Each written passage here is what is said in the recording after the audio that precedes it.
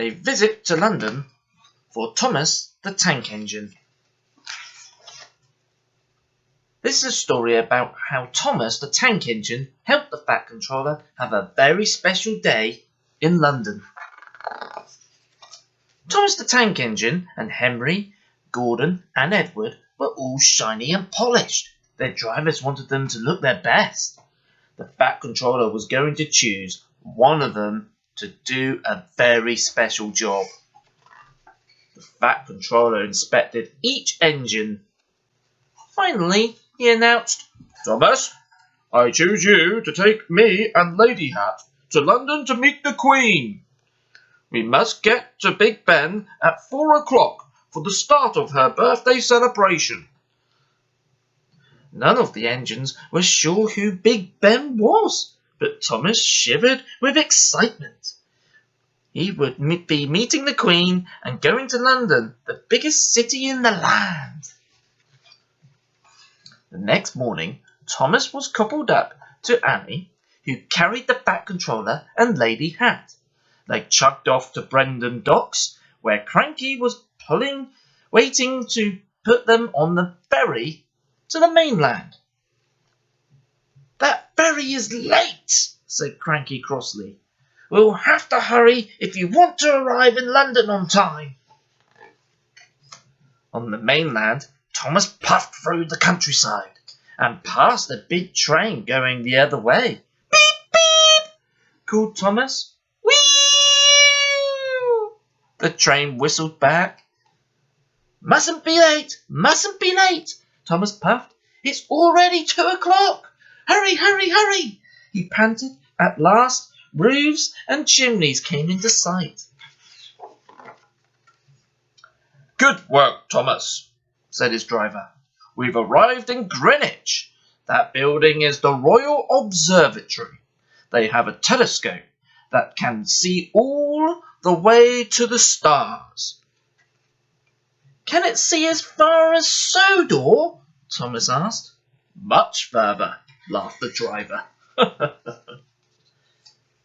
At the River Thames, Thomas was told that they would be finishing the journey by boat.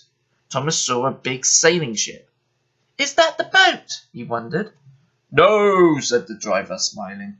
"That is a very old ship called the Cutty Shark. It used to bring tea all the way from China." Thomas had never heard about so many faraway places in just one day. All at once there was a merry toot-toot-toot-toot. "I'm Dilly," said a friendly barge. "I'll take you into London and show you some sights along the way." "It's 3 o'clock," Thomas said nervously. "We mustn't be late for the Queen and Big Ben." "I'll have you there quicker than you can say Piccadilly Circus," Dilly promised.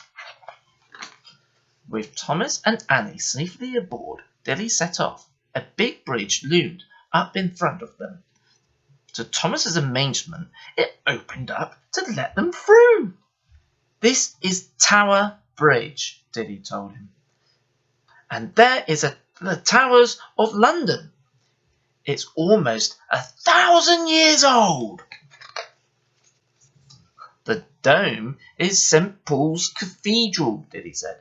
"It was built after the Great Fire of London more than 300 years ago." "That's the Shard," said Dilly. "It's the tallest building in England." "That's Big Wheel is the London Eye," Dilly went on. "From the top you can see all over London." "These are the Houses of Parliament," Dilly explained. "This is where laws are made, and there is the Elizabeth Tower, which is huge bell, Big Ben."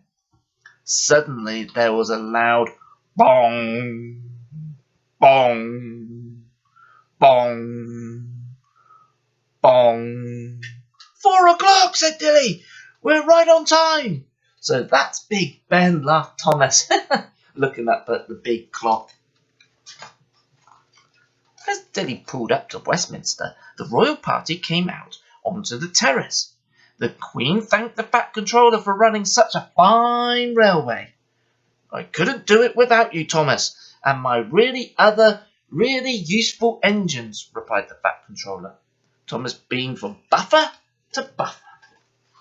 That evening, as Thomas, Annie, and Dill rested on the Thames, brilliant fireworks lit up the sky.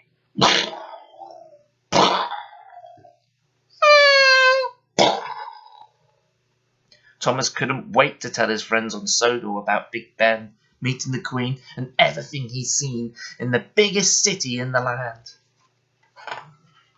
The end.